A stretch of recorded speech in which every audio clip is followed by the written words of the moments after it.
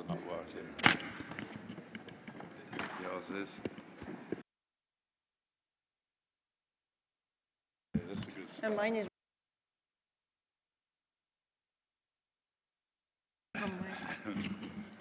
Good start.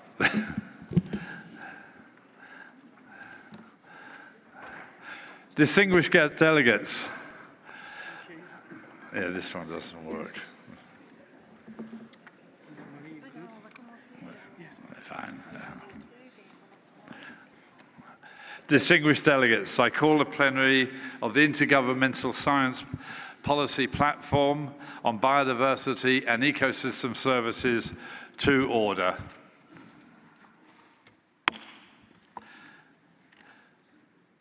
Distinguished delegates, colleagues and guests, I hereby declare open the 7th session of IPBES. It is my honour and privilege to warmly welcome each of you to this 7th session of the IPBES plenary here in Paris. Let me first say I found the dance by the young people unbelievably inspirational. It actually had an incredible message for all of us. We're in trouble. And it's the young children of the world which we have to think about, this generation and future generations. So I'd like to warmly thank that incredible performance that was emotional and challenging.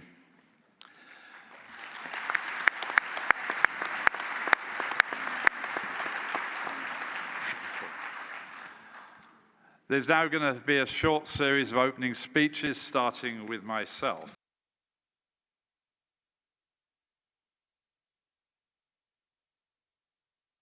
Basically called the chairman's prerogative. Your Excellencies, ladies and gentlemen, let me warmly welcome you to this 7th session. This meeting is an important milestone for IPBES. We're completing the first work programme, and hopefully you will approve the initiation of the next work programme. We've come a long way from Panama, where IPBES was endorsed as an intergovernmental science policy platform for biodiversity and ecosystem services. And in my opinion, IPBES has exceeded all expectations. The work of IPBES is without doubt comparable in quality and policy relevance for addressing the issue of biodiversity as IPCC is addressing the issue of human-induced climate change. We have accomplished this in only 7 years. Of course, the functioning of IPBES can be improved, and there are many good suggestions in the External Review Panel's report, which should be seriously considered by plenary and then implemented. Our collective challenge is to raise the profile and demonstrate the importance of biodiversity and ecosystems to the same level of that of human-induced climate change.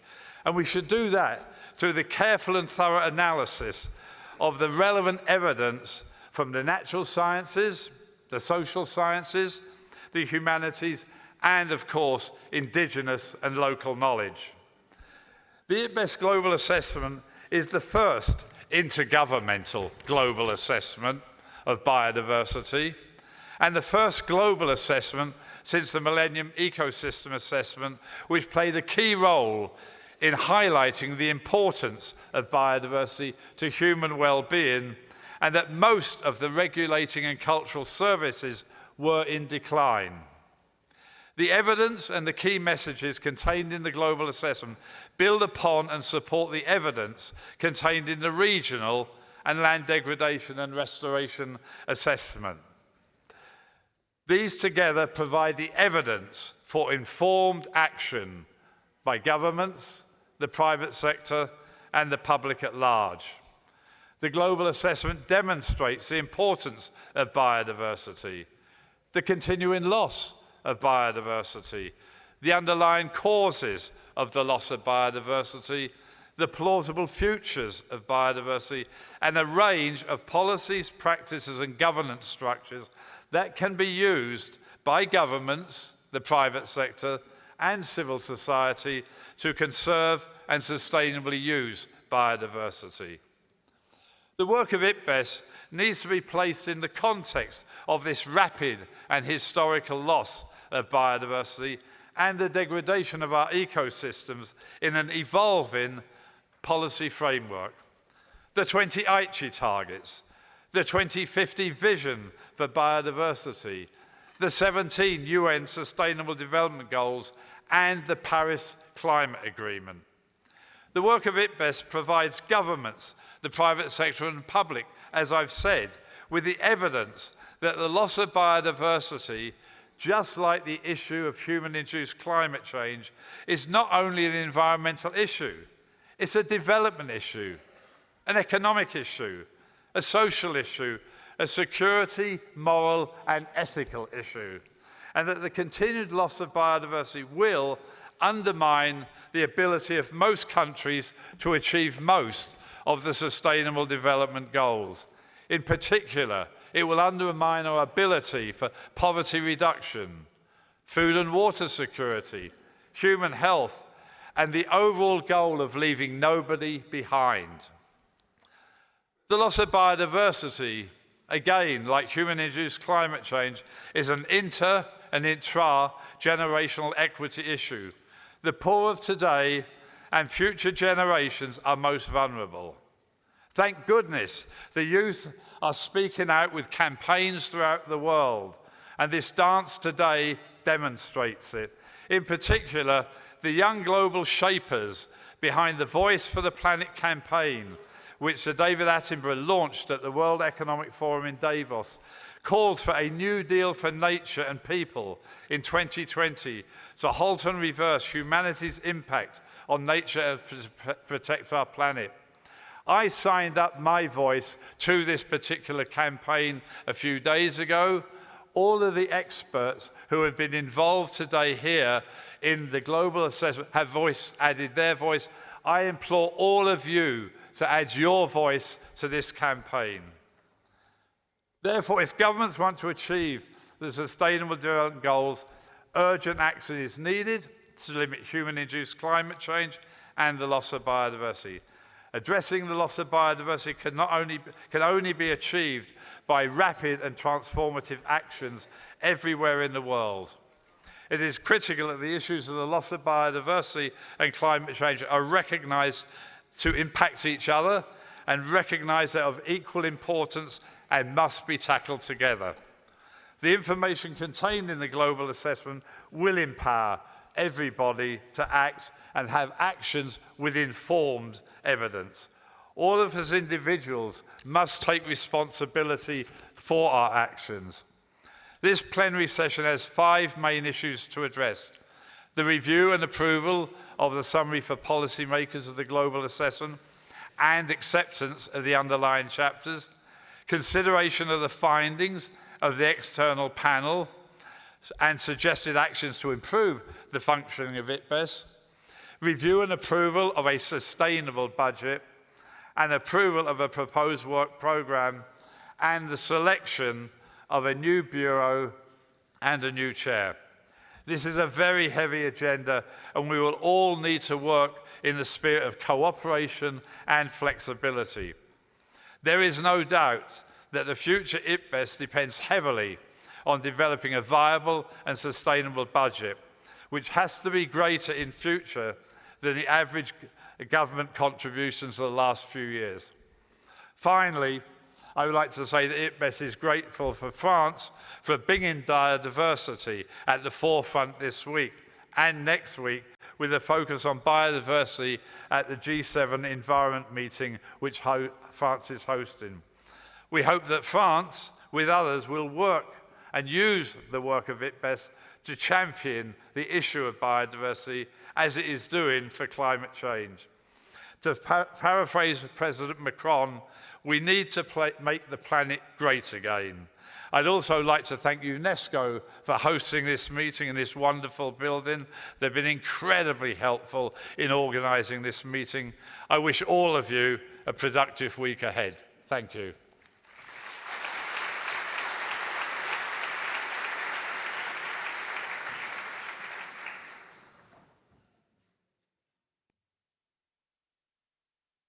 I give the floor to Ms. Audrey Asselou, Director General of the United Nations Educational, Scientific and Cultural Organization, to welcome delegates.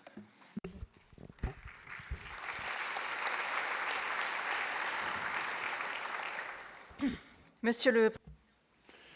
Chairman, Madam Executive Secretary, Mr. Ambassador and Permanent Delegate of France to UNESCO, Your Excellencies, ladies and gentlemen, dear delegates, I am particularly thrilled and pleased to welcome you here at UNESCO for this plenary session of the Intergovernmental Science Policy Platform on Biodiversity and Ecosystem Services.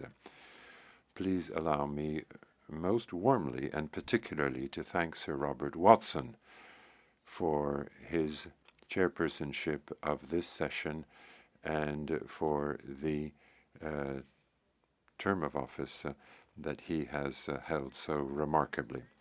14 years ago, an international conference called Biodiversity, Sciences and Governance was organized in this very building here at UNESCO by France in partnership with UNESCO, and that really laid the basis for this very important historic effort. In 2005, 13 years after the Earth Summit in Rio de Janeiro, it is here that the idea of an international group of experts was conceived.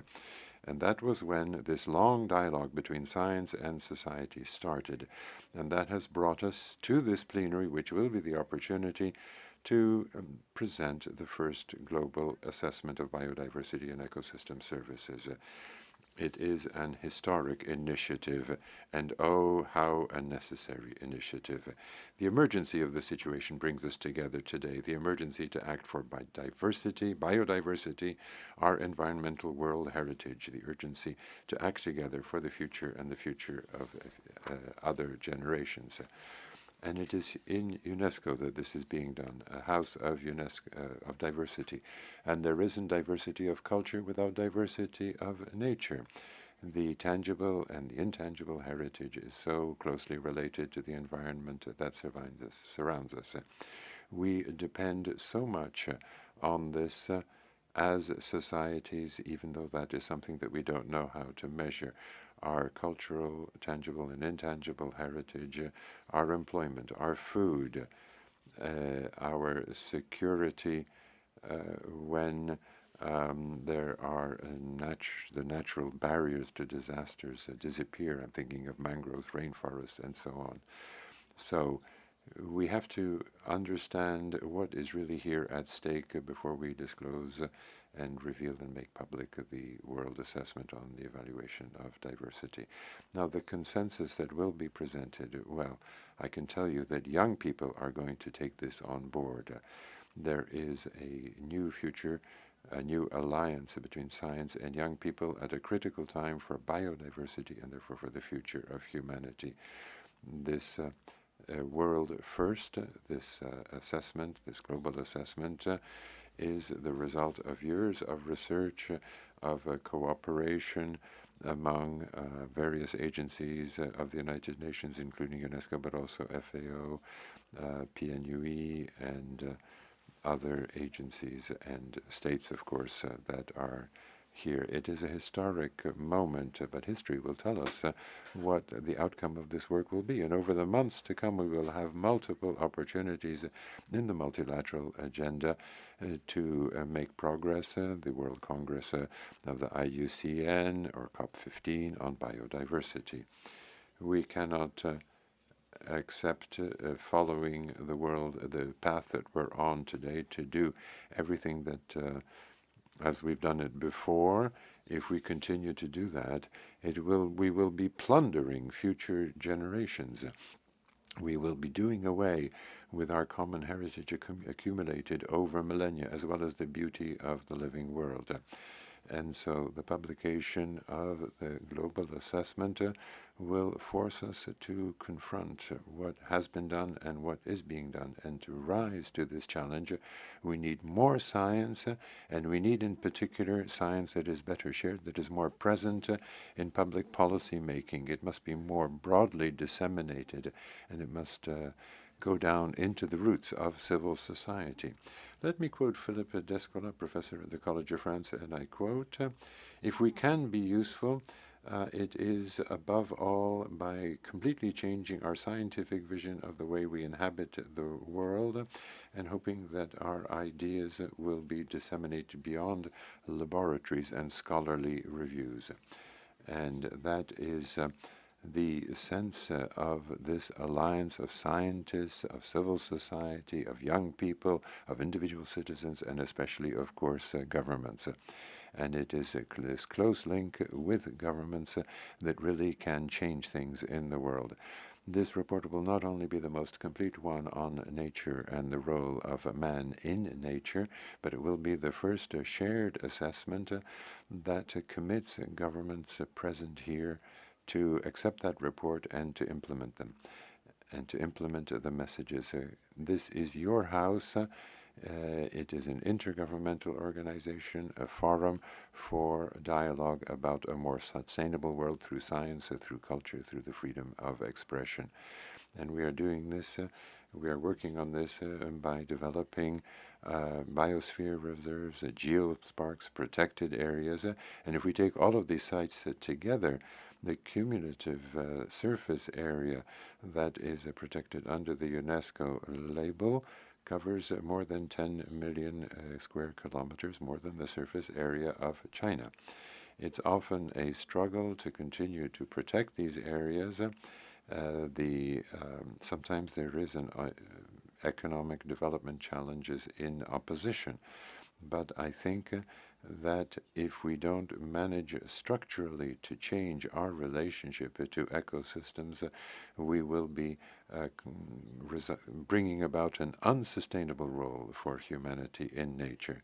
We must incite member states to use these pioneering tools more and more. I'm thinking in particular of those biosphere zones, which are designed to reconcile sustainable human development with the protection of biodiversity.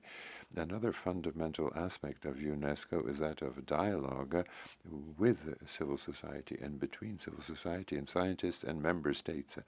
That is the basis of our programs on water, on the ocean sciences, and what we do on water resources is at the very heart of the challenges that bring us together here today.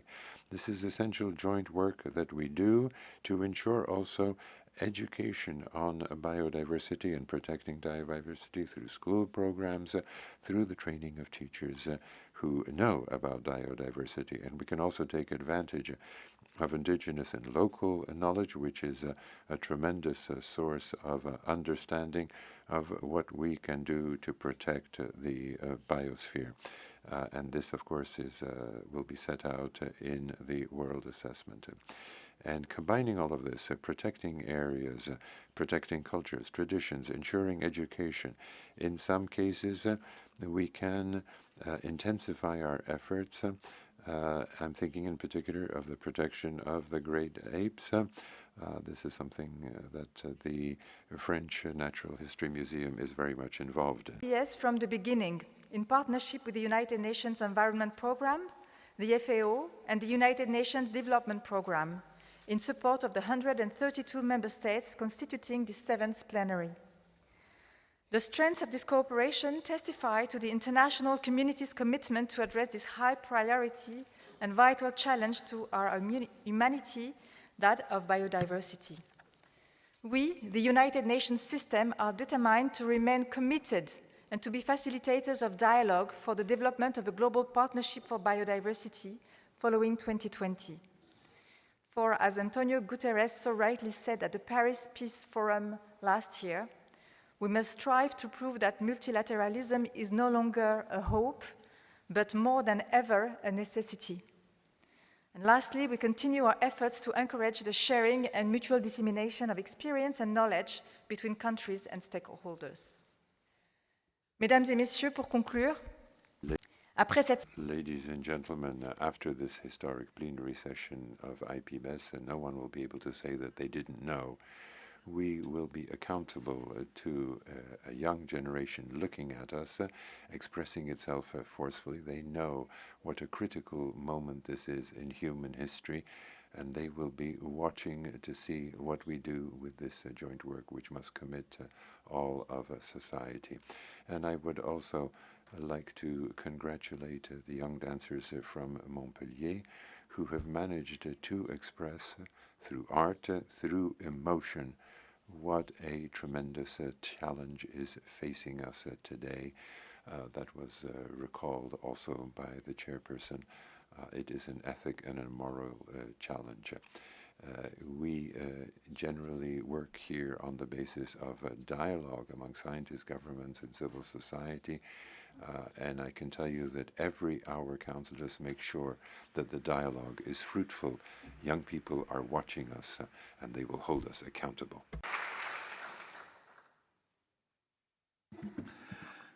Thank you very much for welcoming us here at UNESCO. I now give the floor to the Executive Secretary of IPBES, Anne Larigauderie.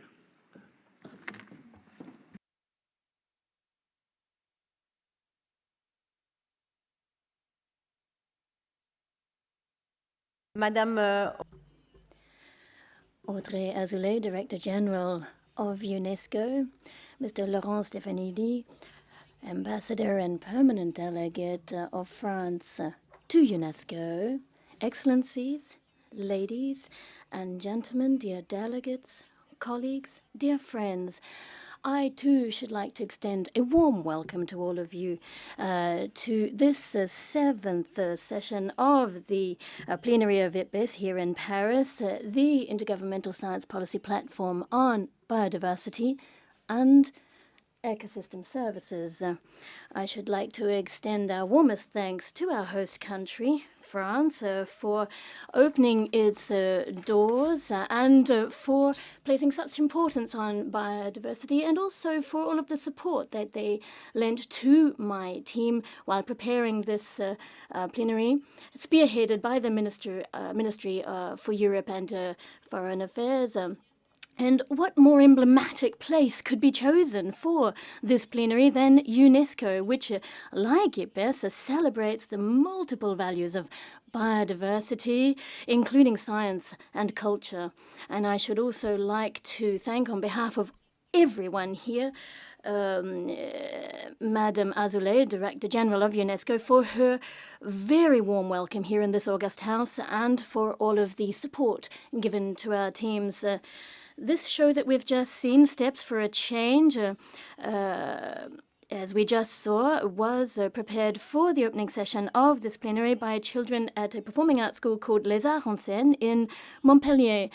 I think you'll agree it was very inspiring, and I'd really like to thank Dr. Yoon Shin, one of the co-authors of our global assessment on biodiversity and ecosystem services, as well as Madame Émilie Lartillot, the director of that dance school.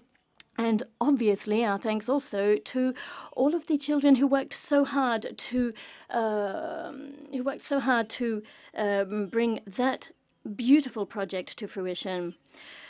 Our thanks also to the German government, who have extended their welcome to us and supported us from the outset, as well as our partners in the UN, UNESCO, UNEP, FAO, and the UNDP, and also our colleagues and friends from the Foundation for Research on Biodiversity and the French Biodiversity Agency, and also the National Natural History Museum. IPBES is delighted to count some 800 participants here in its plenary, representing some 130 governments, which is a record for IPBES, as well as representatives of multilateral environmental agreements and many organizations representing civil society, including the private sector. Ladies and gentlemen, very often we are asked, why is biodiversity important? Why do we have to protect it and use it sustainably? Why is it so crucial for resolving issues of, hunger in the world, health issues, water, climate change, so as to reach the other sustainable development goals? Well, the IPBES Global Assessment Report will be able to back up the answers to those questions with figures.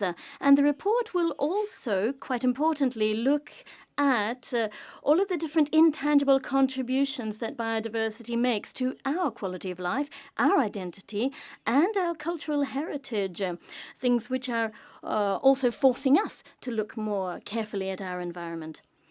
Millions of people around the world, including among us in IPBES, were very moved when just 15 days ago we saw Notre Dame de Paris up in flames, and we wondered, what was Notre Dame about? What did it mean to us? But when we saw it burning, Parisians and people around the world did realize that they'd lost a little piece of themselves. A part of our identity had gone up in flames, something that united all of us.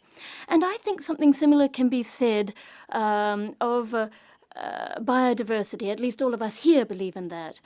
It's this impoverishment of the living world that the report is unfortunately going to illustrate with all of the figures contained therein, and with the disappearance of our cultural landscapes, our countryside in France, but also elsewhere.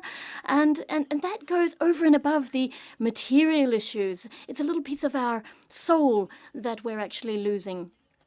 Ladies and gentlemen, this global assessment required the analysis of more than 15,000 scientific publications by more than 150 researchers and bearers of knowledge, including indigenous and local knowledge bearers, as celebrated here in UNESCO. And they were assisted by several hundred other researchers from around the world, and all of them were working on a volunteer basis. So this meant more than 3 years, and during those 3 years, they answered more than 20,000 comments received by peer-reviewed independent evaluation cycles, which are so crucial for scientific quality and for political relevance. This highly anticipated global assessment of IPBES will actually serve as a scientific basis for the COP15 work on, under the CBD in China 2020. And it is the hope of IPBES that its work will contribute, will help spark, between now and 2020, a huge international impetus that will make biodiversity the great universal rallying cause that it really does need to become if it's not to be too late alongside climate change. So IPBES and my country, France, has always seen the interconnectedness of nature and culture, and I really do hope that at the end of this very intense week, you'll be able to have a chance to experience for yourself that diversity, these culinary traditions, all of the products that the earth provides for us, and I think actually people are a little envious of us here in France. Anyway, I wish you an excellent week, and thank you for your attention.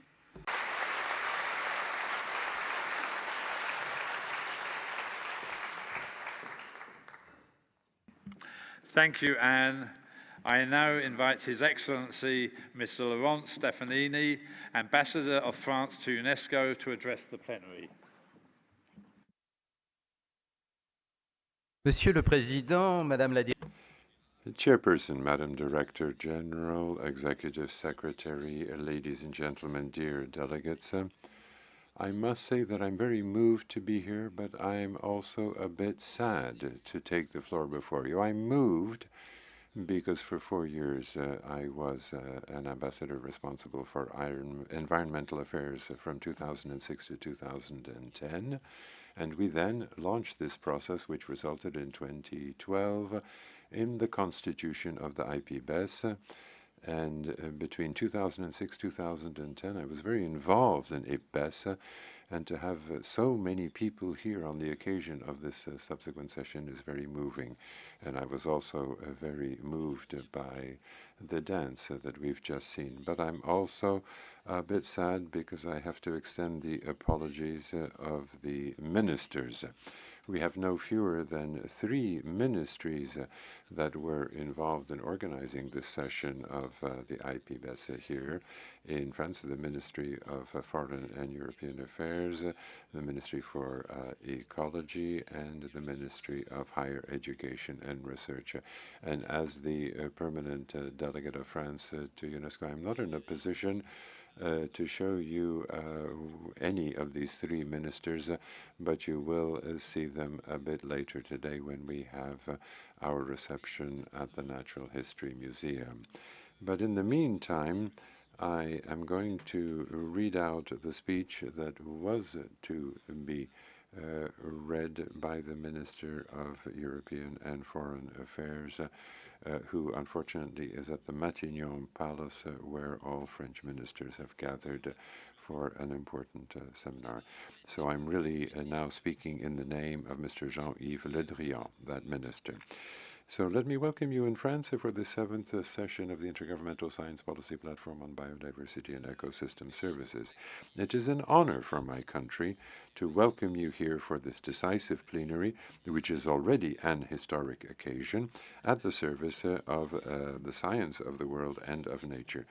As you all know, it is in this very building here in UNESCO in January 2005 that the former President of the Republic, Jacques Chirac, called out for the constitution, and I quote, of an intergovernmental group on the evolution of diversity, on biodiversity. This appeal resulted in the creation in 2012 of this platform, whose objective it is to gather and disseminate knowledge of biodiversity and to establish a scientific basis that would be common and that would allow the international community to act. After 7 years of existence, one doesn't need to demonstrate the tremendous usefulness and the added value of IPBES. And let me therefore congratulate you on your mobilization, that of scientists from more than 130 countries, which has allowed over a short period of time to publish major reports on the state of biodiversity in 4 regions of the world and to carry out a global assessment of the degradation and restoration of our lands. Biodiversity and ecosystem and environmental services, or to use a simpler word, nature, Mother Nature, is confronted with an unprecedented crisis, even at the geological scale, unprecedented in its extent and rapidity. This generalized extinction would be the 6th in the history of our planet, and the first one caused by human activities carried out over more than a century. Now, you all know this. It's at the heart of your report, which you will be approving, and in particular approving the summary for policy makers. And it's difficult to find words that express how frightening all of this is. This breakdown of nature would no doubt have major consequences for our lifestyle and our economies. Back in 2008, the SUCDEV report, the equivalent of the Stern report on climate, estimated the annual cost of inaction to be at least 7% of world GDP by 2050, with major consequences for food security, development, and collective security. And there are more and more factors in this threat that are being amplified. And this is also a more and more direct consequence of environmental and climatic crisis. Our conditions of life, living peacefully together, is being threatened. These ecosystems that give us innumerable services that are vital for agriculture, the regeneration of land, climate control, and protection of the seashore, quality of air and water, pollinization, the drugs that we find in nature, food and clothes. So to preserve biodiversity is to preserve our life insurance. And in this respect, the strengthening of international cooperation is vital. And the World Assessment of Biodiversity that you will be approving at the end of this week will be the indubitable scientific pillar of our collective determination. It will shed light on the urgent necessity to act in favor of biodiversity. It will be the shared scientific basis to guide national and international political commitments in favor of the preservation of terrestrial and marine biodiversity. The challenge is a real one because structural change is absolutely necessary, especially when it comes to our ways of consuming and producing, which means that we have to transform our societies in a fundamental way. Now, Now, your work is taking place in a very important international context for biodiversity.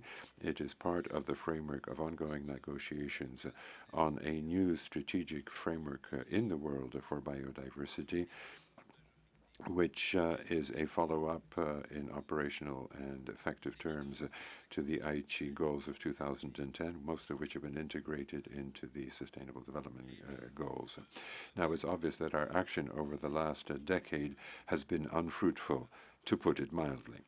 And we need a new impetus here at the national, regional levels among all stakeholders, and that will, and it is on that the success of COP15 in China will depend, which will be a follow-up to the excellent preparation provided by Mexico and Egypt in the COPs 13 and 14. So it's a new point of departure, and we mustn't miss the boat. France commits itself to putting all its efforts at the service of biodiversity, and in particular its experience when it comes to the Paris Agreement. 2020 will be the year of biodiversity, as 2015 was the year of climate with the COP21 in Paris. As President Macron has wished, France will continue strongly to be mobilized on the issue of biodiversity by putting it at the very top of the European and international agendas. Just after the current plenary of IPBES, France will welcome the meeting of G7 environment ministers, which will be an opportunity to give value to your conclusions. And then there will be the G7 summit in Biarritz, where biodiversity is an important theme. And the next World Congress of the International Union for the Conservation of Nature will take place in Marseille in June 2020, just a few months before the COP15. So that will be a strategic moment as well. Because the conservation of biodiversity is of planetary importance, states must not and cannot act alone. The action must be worldwide, carried out at all levels and by all researchers, local communities, the private sector, non-governmental organizations, and of course individual citizens.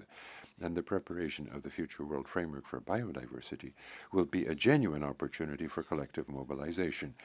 All stakeholders, including the industrial sector and the finance sector, are incited to take on commitments in favor of biodiversity ahead of COP15. And I thank the representatives of the private sector who are here and who have supported this session of IPBES. And I'm thinking in particular of agriculture and fisheries, of infrastructure and trade. We will also have to promote transverse cross-cutting management of biodiversity, especially in various industrial sectors, but also in some of the sister international organizations such as the FAO, the WHO, and the WTO.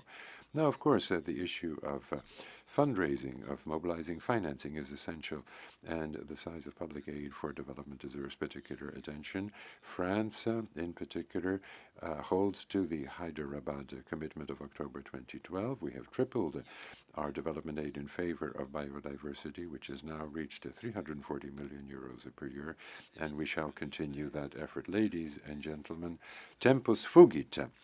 The factors have been identified. The situation is clear.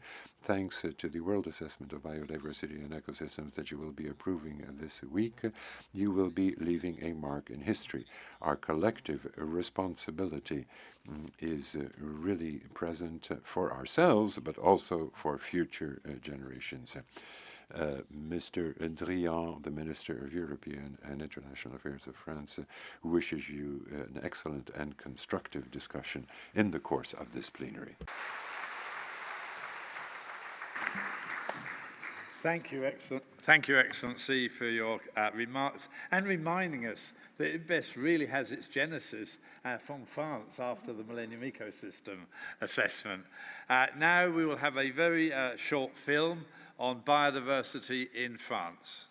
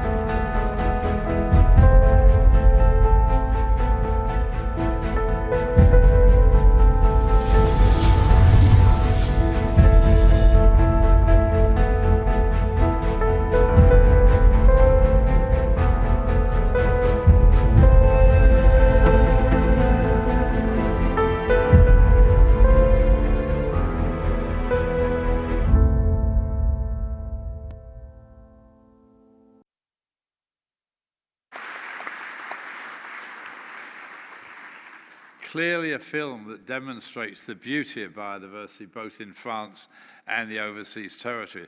I was very impressed by the honesty about how biodiversity has been lost in France, but also that France is committed to action. With those sort of actions, if all governments were to take and implement those sort of actions, we could have a sustainable world. A world where we can feed everybody, provide water, have safe human health, and maintain biodiversity. That's the challenge we would have in front of us. I'd like to cordially thank the dignitaries of France and UNESCO for their welcome remarks, and of course the Government of France and for UNESCO for hosting us both in this beautiful building and the beautiful city of Paris. Let's take just a few minutes break for our guests to depart, and then we will continue.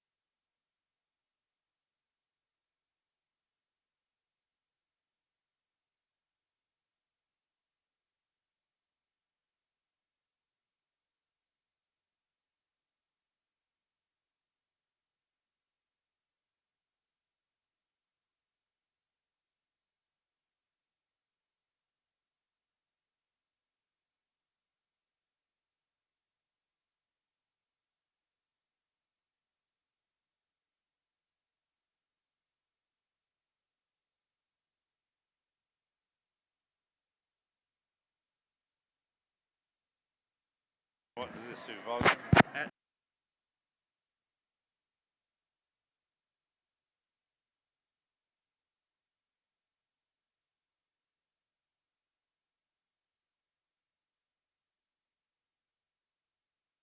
Can I give these to you as well? Do you need one as well? Let's see, fairly soon.